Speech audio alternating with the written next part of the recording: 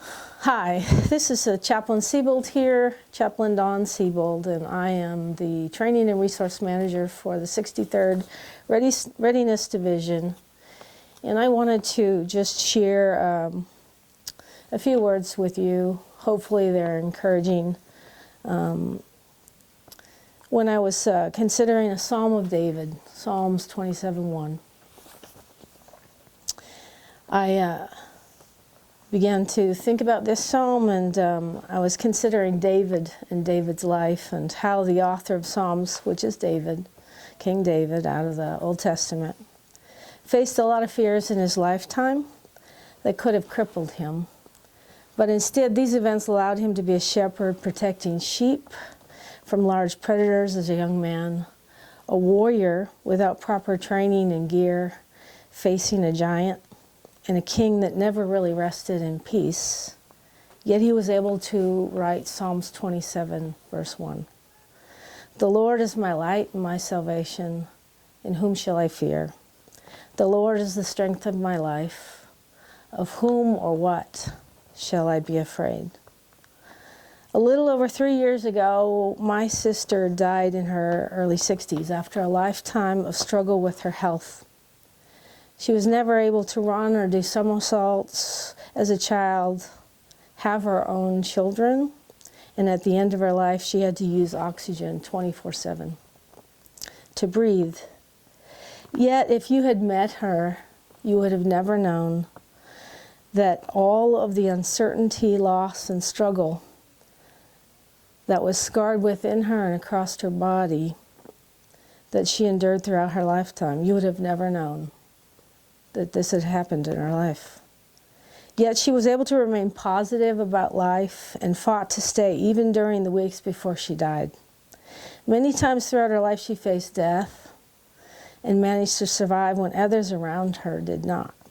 Despite these setbacks, she chose to adopt a son, learn to drive late in life so she could be independent and help out her neighbors, taking them to get their hair cut.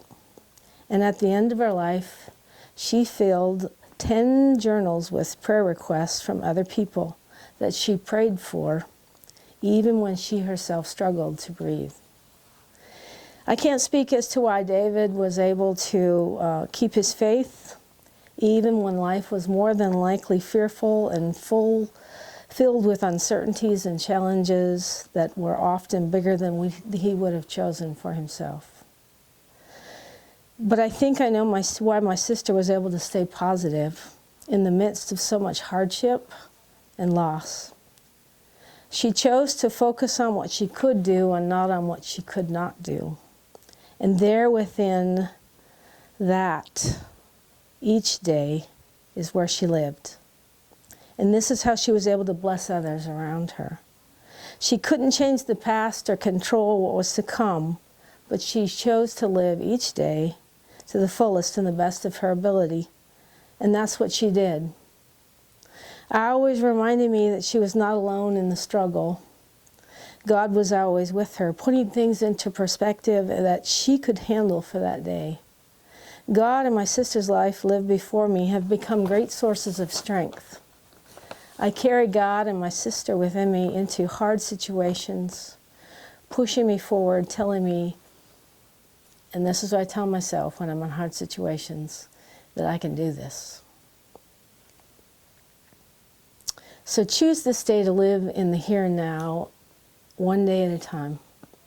Don't dwell on what can't be controlled. Instead, live in what can be controlled, choosing not to feed the fear within you. Rather, see it as something outside of you that you will walk through, remembering that you're not alone in this journey.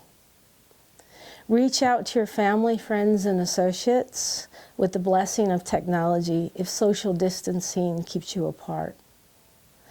Choose to draw upon those relationships and events within your life that give hope and purpose. Most of all, seek the Lord in prayer and conversation, allowing His light to shine in the darkness and His strength to be something that you can hold on to, a stabilizing force that will help you see more clearly when fear tries to be bigger than it really is. We can do this.